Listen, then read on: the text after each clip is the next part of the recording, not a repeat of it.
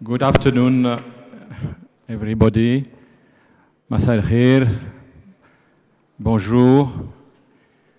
Buenas tardes. But there are many others. This is the med. I'm really glad to open this last panel before the cocktail. That's not an easy task. But Abir Ben Hamdan, the last speaker, basically opened the floor for that discussion.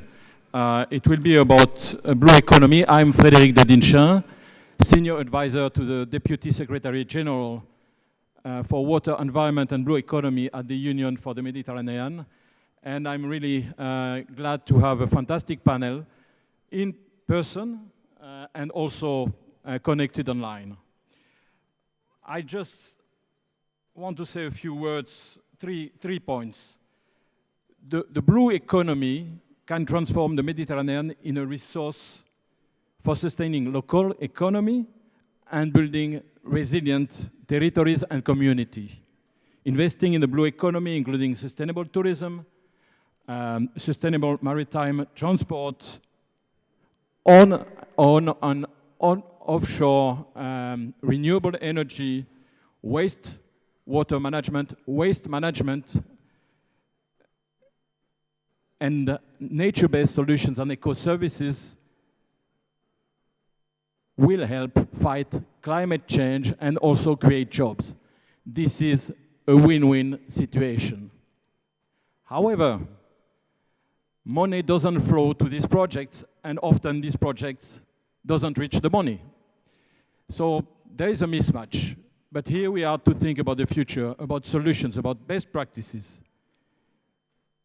And we are going to make sure that these major investments are not only for big projects, but also for smaller local investments, and also that we have bankable, sustainable, well-designed, and socially accepted projects prepared at local level that can reach these financial instruments. We are going to discuss that during that panel with representatives from the financial sector, from local authorities, and also from civil society. And I think that's a great opportunity to have concrete examples of what works, but also what is difficult. We're going to start with Ariane Bernard, who is to my left. She's chargée de mission à la direction interministérielle pour la Méditerranée au ministère français des Affaires étrangères et européennes. Elle a une connaissance approfondie de la région, pour y avoir vécu, et elle va nous parler, et va introduire en quelque sorte le sujet en nous parlant d'un projet, d'un programme très important et également de différentes expériences qu'elle va partager avec nous. Ariane, je vous passe la...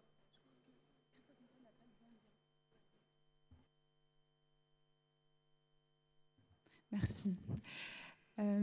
Bonjour à toutes et à tous. Je vais commencer par remercier l'ensemble de l'équipe organisatrice, la région de Tanger, Tétouan, Al Hoceima, la Maison méditerranéenne du climat et l'Union pour la Méditerranée, l'UPM, pour leur invitation à intervenir. Et je vous prie de bien vouloir excuser l'ambassadeur et délégué interministériel à la Méditerranée, Karim Amelal, qui regrette de ne pas pouvoir se joindre à nous aujourd'hui et m'a chargé de vous transmettre ses principaux messages. Donc je commencerai par rappeler que, comme chacun de vous le sait, la Méditerranée est une région unique qui, de par sa forte fréquentation, de par sa forte population, est confrontée aujourd'hui à plusieurs défis, plusieurs crises économiques, alimentaires, environnementales, démographiques, dont les effets s'accentuent l'un et l'autre. Et je pense que dans ce cadre, il est très intéressant d'utiliser le prisme de l'économie bleue durable comme un angle d'analyse pertinent et global, fédérateur, qui nous permettent de construire des solutions qui recouvrent plusieurs domaines, à la fois celui de la pêche, du tourisme, du transport, mais également les questions de gouvernance, de planification maritime, comme ça a été évoqué par les panélistes précédents, mais aussi de formation, de recherche. Ceci étant dit, l'une des questions essentielles aujourd'hui, qui a été donc introduite, c'est celle du financement. Et je voudrais profiter de cette occasion pour rappeler aujourd'hui qu'à Paris se tient le sommet pour un nouveau pacte financier mondial qui permettra notamment d'encourager l'investissement dans les infrastructures vertes pour la transition énergétique dans l'ensemble des pays. Et sur les questions liées à l'économie bleue et plus spécifiquement sur la région méditerranéenne, je vais profiter de cette intervention pour vous présenter deux initiatives particulièrement pertinentes.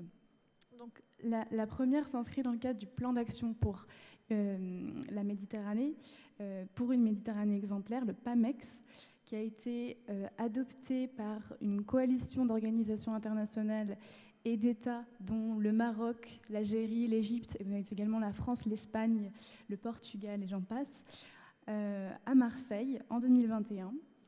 C'est un plan qui s'articule autour de quatre objectifs clés et ambitieux. Le premier, la promotion et le développement d'une pêche durable d'ici 2030. Le second, la lutte contre les pollutions marines, dont plastique. Le troisième, les pratiques de transport maritime durable. Et enfin, la préservation de la biodiversité marine et côtière. Et dans le cadre du PAMEX, un outil financier qui s'appelle le PLIF, le PAMEX Local Investment Finance Facility, a été imaginé de façon totalement innovante, permettant d'allier des financements publics et des financements privés. Et le coordinateur du PLIF, qui est également fondateur du R20, M. Christophe Nuttall, pourra vous expliquer bien plus en détail le fonctionnement de cette initiative financière, puisqu'il sera avec nous en ligne. Une autre initiative distincte mais complémentaire, conçue récemment par la Banque européenne d'investissement, la Banque européenne pour la reconstruction et le développement et l'Union pour la Méditerranée, le Blue Mediterranean Partnership doit faire l'objet d'un lancement cet été avec le soutien d'agences de développement européennes et permettra de la même façon de venir soutenir des activités, des pratiques concrètes pour l'économie bleue durable. Je terminerai donc cette intervention en rappelant notre très fort attachement à l'importance de renouveler ces formats multi-acteurs, format qui est celui de la MEDCOP aujourd'hui. Comme ça l'a été bien rappelé par l'ensemble des panélistes sur la session précédente, il est indispensable de nous appuyer aujourd'hui sur le travail des communautés scientifiques et académiques. Et donc je profite de cette opportunité pour saluer les travaux du réseau scientifique MEDEC et des projets participatifs d'adaptation du Plan Bleu, qui est donc rattaché au Plan d'action pour la Méditerranée et du Programme des Nations Unies pour l'environnement. De même qu'il est nécessaire de renouveler nos formats de concertation et de prise de décision en renforçant l'inclusion des sociétés civiles et des jeunesses méditerranéennes, comme ça a été le cas lors du Forum des mondes méditerranéens qui a été organisé à Marseille en février 2022. Voilà, donc j'appelle à renouveler ces formats en vue des prochaines séances, bien évidemment la COP28 à Dubaï, mais également la 3e conférence des Nations Unies pour l'eau, l'UNOC, qui accueillera la ville de Nice en juin 2025. Voilà, je vous remercie pour votre écoute. Merci beaucoup, Ariane. Maintenant, nous allons faire un exercice périlleux. Nous allons passer la parole au maire de Bonifacio, Jean-Charles Orsucci. La parole est à vous, monsieur le maire.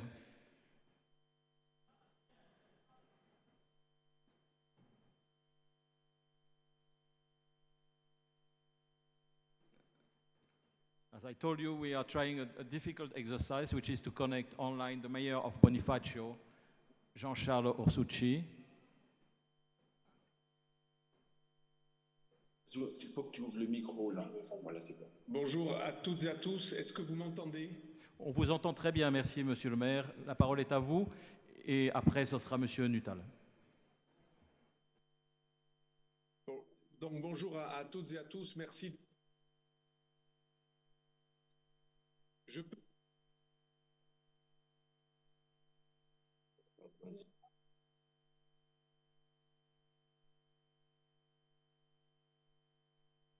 Je peux donc parler? Allez-y, monsieur le maire, on vous entend bien et on vous voit parfaitement. Vas-y, c'est bon. Merci beaucoup. Merci beaucoup pour l'invitation. Je suis d'ailleurs, j'ai été d'abord surpris et honoré que vous fassiez appel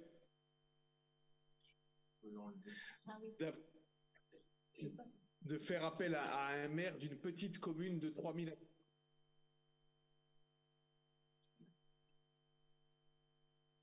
Mais c'est vrai qu'il reçoit plus de 1 million de visiteurs. On vous entend par intermittence. On vous voit très bien. Allez-y. Je continue. Voilà, continuez, on vous entend bien. Là. Notre petite cité de Bonifacio, vous ne le voyez pas derrière moi, mais il y a bien sûr la mer Méditerranée et la Sardaigne dans mon dos. Nous sommes au cœur de la réserve naturelle des Bouches de Bonifacio et du parc marin international des Bouches de Bonifacio. Depuis de nombreuses années, la commune mène des actions très actives dans le cadre de sa politique de développement durable, avec par exemple dernièrement la mise en place de bouées pour les bateaux de grande plaisance afin de protéger la Posidonie. Je répète, pour mettre des bouées de grande plaisance pour préserver la Posidonie.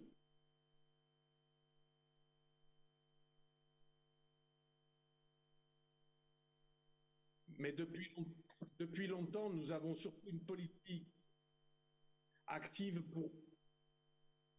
pour la réutilisation des eaux traitées. À ce sujet, nous avons donc organisé la semaine dernière une conférence qui portait sur la réutilisation des eaux Méditerranée avec des experts mondiaux. Ce qui nous a permis d'ailleurs d'aller vers une déclaration concernant la réutilisation des eaux traitées en Méditerranée, soutenue par l'ICLEI, MedCity, le PNUE,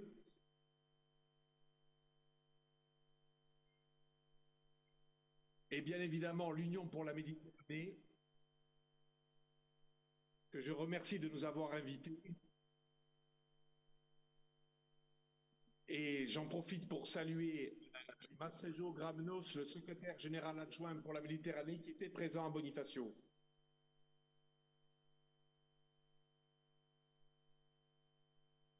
Au-delà d'ailleurs de cette déclaration importante, nous avons signé entre l'association Regen,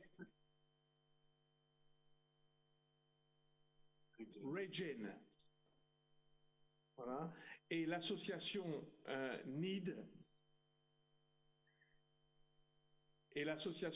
qui est basée à Marseille. Il faut remettre le micro.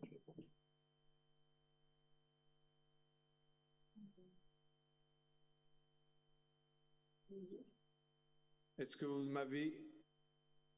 vous m'entendez? Oui, je pense que vous m'entendez à nouveau. Je vous disais que nous avons entre l'association Regen, basée à Bonifacio, et l'association NID, basée à Marseille, les aléas de la technique et des réseaux.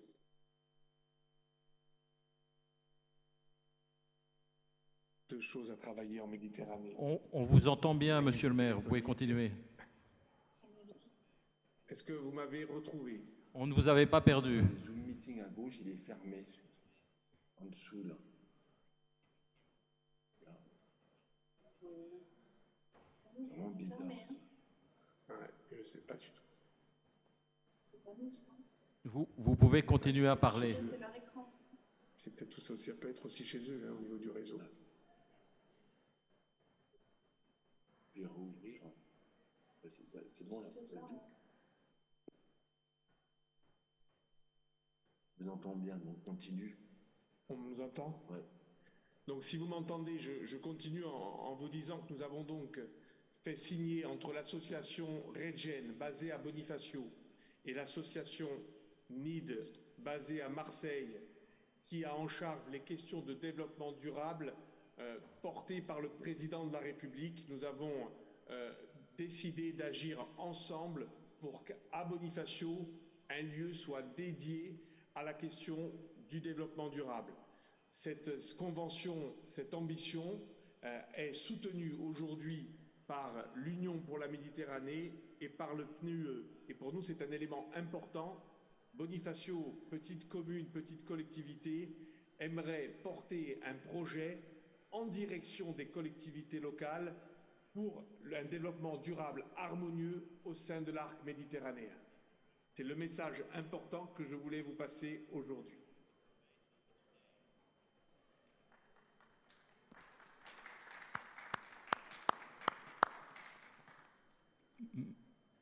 Merci, Monsieur le maire. Je propose maintenant à Christophe Nuttall, qui est le cofondateur de R20. R20, qui est une fondation destinée à aider les partenaires, collectivités territoriales en particulier, à monter des projets d'investissement vert. Je lui propose de prendre la parole depuis Bonifacio. Christophe, la parole est à vous. Merci beaucoup.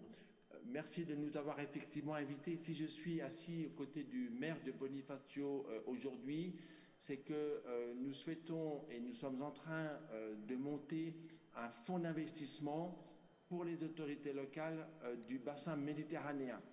Dans le cadre du plan méditerranéen exemplaire lancé par le président de la République française en septembre 2012 lors du congrès mondial de l'UICN.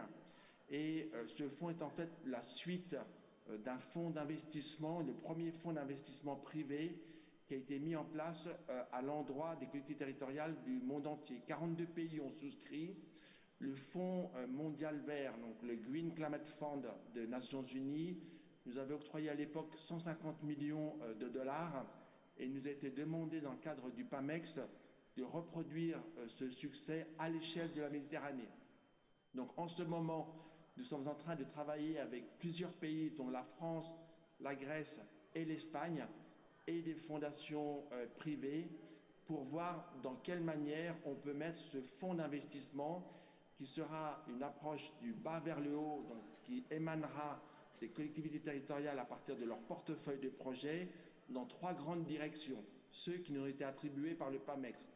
Le premier, c'est le verdissement des ports.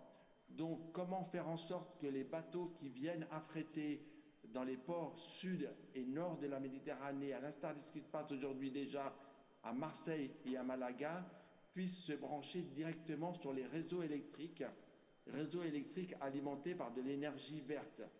Le deuxième grand axe, c'est zéro plastique du PAMEX. Donc, comment aider les municipalités autour de la Méditerranée à mieux gérer leurs déchets, faire en sorte que leurs déchets n'arrivent plus dans la mer Méditerranée et surtout que leurs eaux usées n'arrivent plus dans la Méditerranée. Et nous nous inspirons de l'exemple de Bonifacio en termes de réutilisation des eaux usées traitées que le maire vient de vous exposer pour voir comment répliquer ça à l'échelle méditerranéenne et pour lequel le fonds que nous sommes en train de mettre en place permettra d'aider les municipalités à accéder à de l'argent d'investissement. Enfin, le troisième axe, et pour lequel nous sommes aussi à Bonifacio, c'est la protection de la biodiversité marine et côtière méditerranéenne, en l'occurrence les herbes de Posidonie dont vous savez qu'à l'instar de la forêt vierge brésilienne ou en Afrique centrale, la Posidonie est un important capteur de CO2, donc il est important de le préserver. Et là encore, le maire de Bonifacio a donné l'exemple en faisant en sorte que les bateaux qui viennent s'arrimer sur ces lieux surfréquentés que sont les Bouches de Bonifacio ne se posent plus leur ancre directement sur la Poséidonie, mais sur des coffres.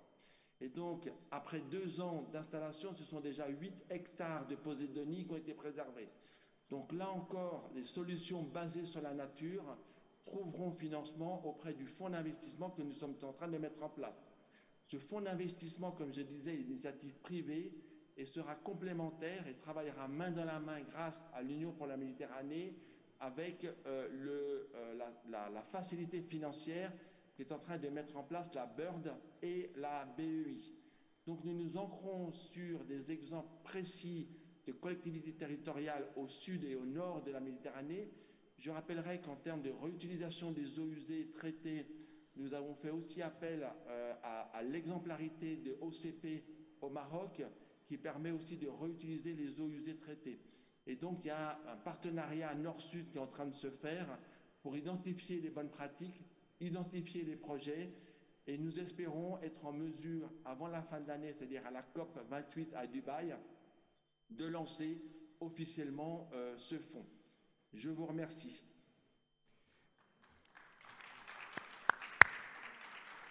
Merci beaucoup, Monsieur le maire. Merci, Monsieur Nuttall.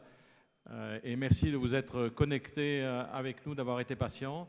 Je passe maintenant la parole à Monsieur Faraj Abdelmalek, qui est le directeur général de l'Institut national de recherche halieutique.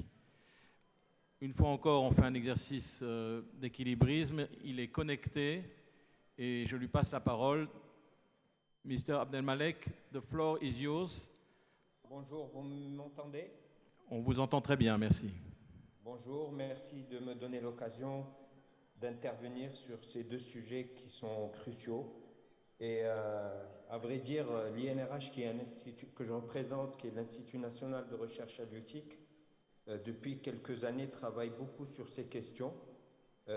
Il appuie bien évidemment le Maroc et le département des pêches maritimes dans le développement durable le développement durable du secteur de la pêche. Et aujourd'hui, sachant l'importance de préserver les océans, il était important d'agir dans le contexte du changement climatique. Et nous savons tous aujourd'hui que si nous voulons que l'océan continue à jouer son rôle de tampon face au changement climatique, on doit maintenir cet océan vivant. Et comment faire si ce n'est que de changer notre manière d'exploiter cet océan et donc d'avoir une autre manière de développer notre économie bleue. Alors bien évidemment, si on veut le laisser vivant, on pourrait se dire on va arrêter de pêcher et de l'exploiter tout simplement. Or, on sait que dans le contexte actuel, il est inenvisageable d'éviter cette exploitation. Nous sommes obligés d'aller vers une exploitation, mais nous devons transformer notre manière d'exploiter et c'est ce que nous essayons de faire. Alors, en parallèle à tous ces projets en matière de gouvernance, de stratégie qui ont lieu un peu partout dans le monde, nous avons pensé qu'il était aussi urgent d'agir au niveau local et au niveau des acteurs directement et d'aider les usagers, les utilisateurs, les pêcheurs, les aquaculteurs à transformer leur manière de voir l'exploitation des océans et finalement d'adopter des pratiques qui soient durables.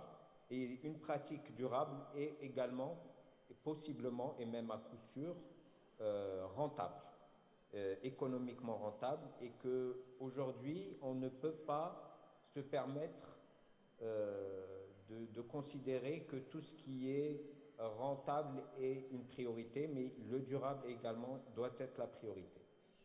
Et donc, nous avons lancé plusieurs projets au niveau de l'INRH, avec le département des pêches, avec l'Agence nationale du développement de l'aquaculture, plusieurs projets business-oriented, mais de soutenabilité également, en matière d'aquaculture, en matière de pêche durable.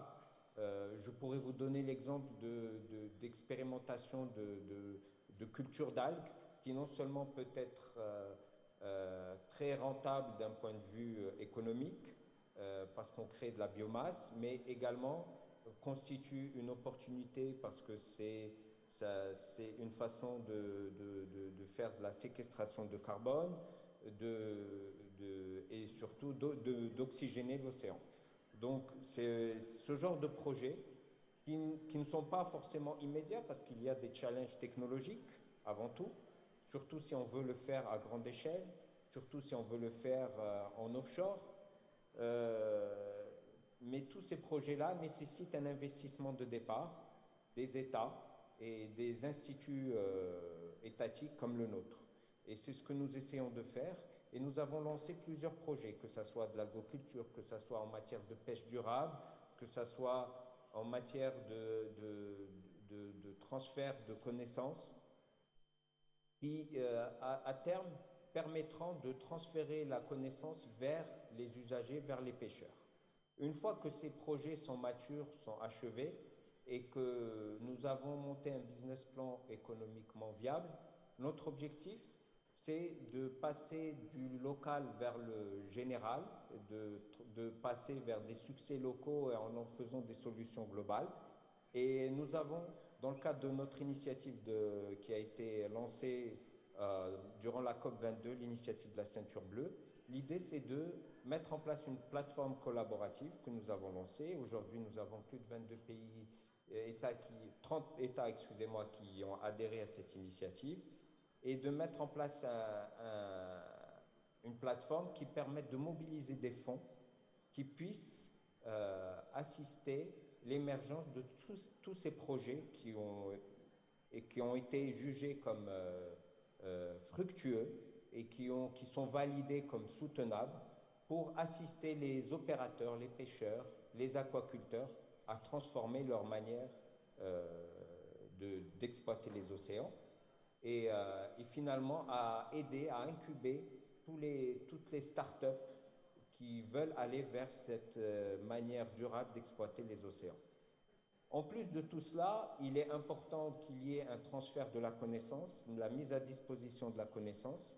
Et aujourd'hui, nous sommes également en train de mettre en place un observatoire halieutique national où toute la donnée sera disponible, que ce soit pour les chercheurs, les citoyens, les décideurs et les opérateurs. Aujourd'hui, nous ne pouvons plus nous permettre le luxe de nous garder les données pour nous. Il faut que tout le monde puisse exploiter toutes ces informations et nous devons les aider à les exploiter, à les valoriser. Nous sommes en train de mettre en place un observatoire vraiment complet, global, intégré, qui puisse servir non seulement le secteur halieutique, mais également le secteur de l'économie bleue de manière générale au niveau national. Et nous travaillons avec un réseau d'instituts au niveau africain de manière générale pour que puisse reproduire cette expérience. Et enfin, au niveau méditerranéen, nous avons aujourd'hui plusieurs centres de recherche. Et ce que nous allons tenter comme expérience, c'est tenter au niveau de Mdir un site pilote qu'on va appeler le site, un site de recherche Sentinelle, dans le sens où ce site de recherche sera ouvert au public pour qu'il y ait une meilleure transmission de l'information, une meilleure sensibilisation des problématiques que nous vivons aujourd'hui, surtout au niveau méditerranéen,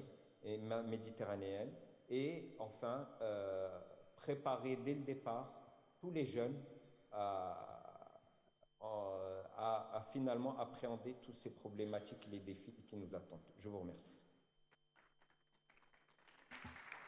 Merci beaucoup, Monsieur Abdelmalek.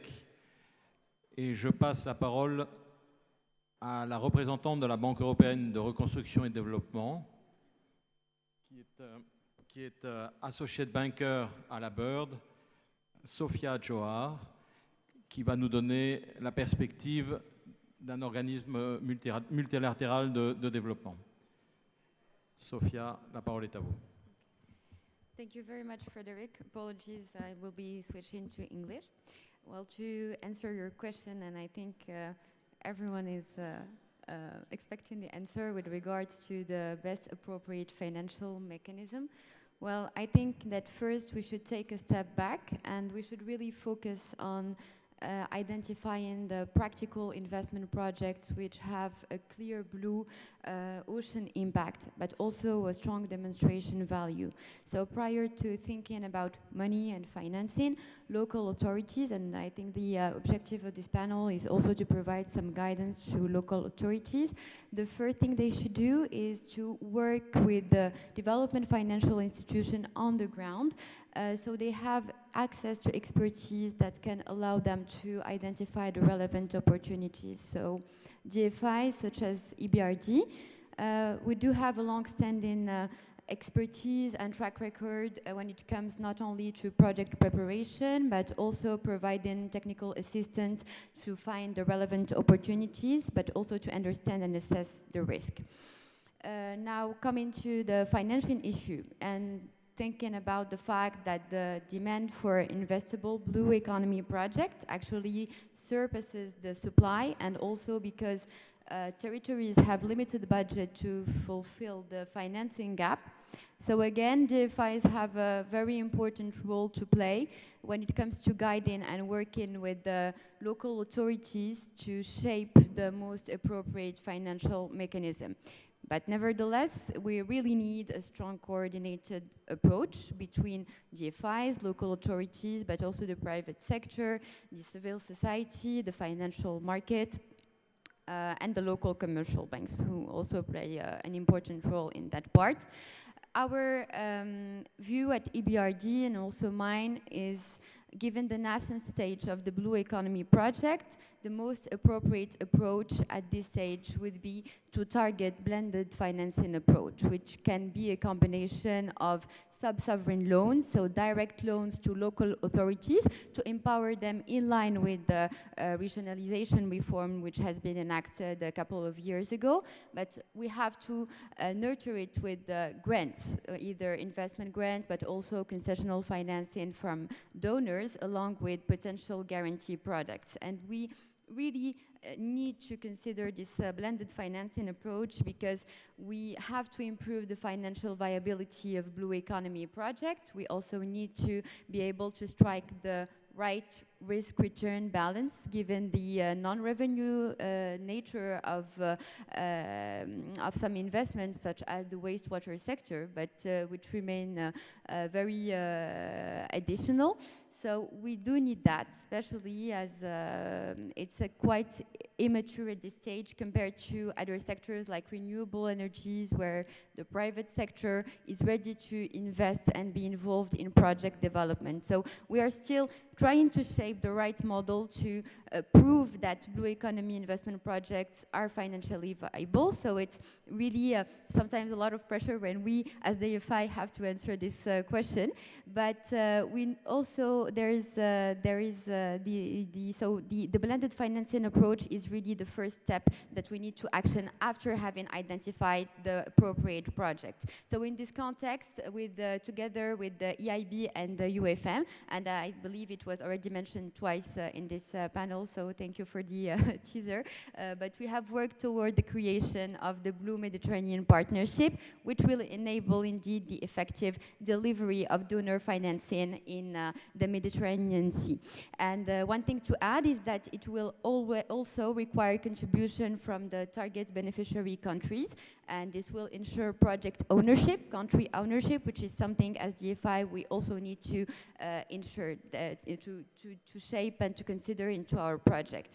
There is also one thing that we can consider when trying to think about the relevant financial mechanism is looking at the financial market. So financial market has already demonstrated its ability to develop in a quite smooth manner projects which are based on green social use of proceeds or even sustainability linked bonds. So we could consider also creating a potential momentum for blue bonds. And in this regard, taking for instance the example of Morocco, this would require, I mean, ideally I would always prefer to work at the level of local authorities. This is also in line, I mean, with the whole idea of empowering regions, municipalities.